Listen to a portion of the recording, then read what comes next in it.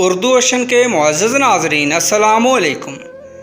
ایک مرتبہ حضرت عمر رضی اللہ تعالیٰ عنہ کے پاس کعب اسدی تشریف فرما تھے کہ ایک عورت خدمت میں حاضر ہوئی اور کہنے لگی کہ میرا شوہر بہت نیک اور پرہیزگار ہے، ساری رات عبادت کرتا ہے اور سارا دن روزہ رکھتا ہے۔ صرف یہ کہنے کے بعد خاموش ہو گئی۔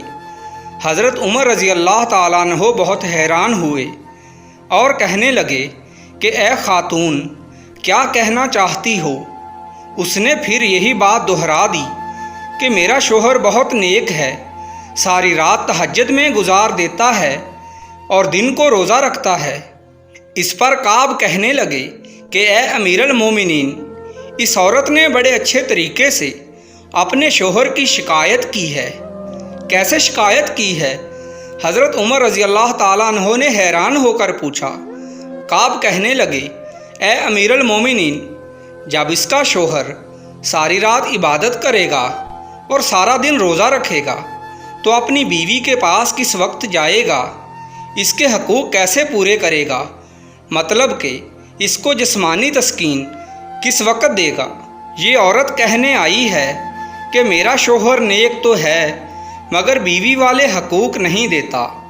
حضرت عمر فاروق رضی اللہ تعالیٰ عنہ بات کو سمجھ گئے اور اس عورت کے شوہر کو بلا بھیجا تو اس نے کہا کہ ہاں، میں مجاہدہ کرتا ہوں، عبادت کرتا ہوں، روزے رکھتا ہوں، یہ کرتا ہوں، وہ کرتا ہوں۔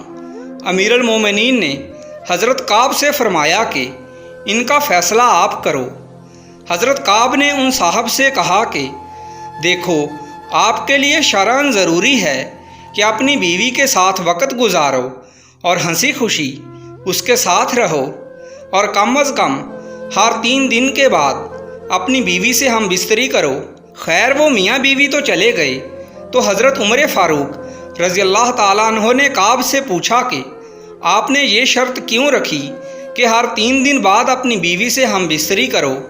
انہوں نے کہا کہ دیکھو، اللہ تعالیٰ نے مرد کو 4 شادیوں کی اجازت دی، چنانچہ اگر کسی مرد نے 4 شادیاں بھی کی ہوں تو 3 دن کے بعد پھر اسی بیوی کا نمبر آتا ہے، تو اسی لیے میں نے اس کو 3 دن کا کہا۔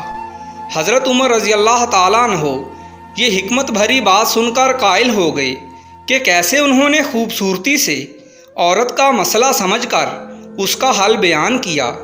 ناظرین کرام، آپ سے گزارش ہے کہ اس طرح کی مزید سبق آموز اور اچھی ویڈیوز کے لیے ہمارے چینل کو سبسکرائب کر دیجیے۔ شکریہ۔